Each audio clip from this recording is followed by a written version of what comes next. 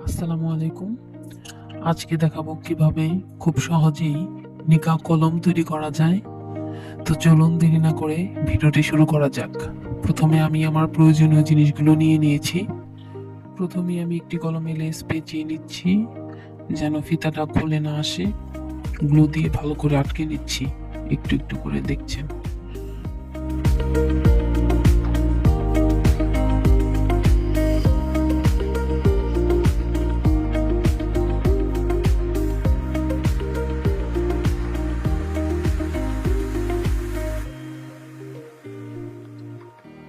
Less লাগানো শেষ হলে আমি এখন পার্ল চেন লাগিয়ে নেব।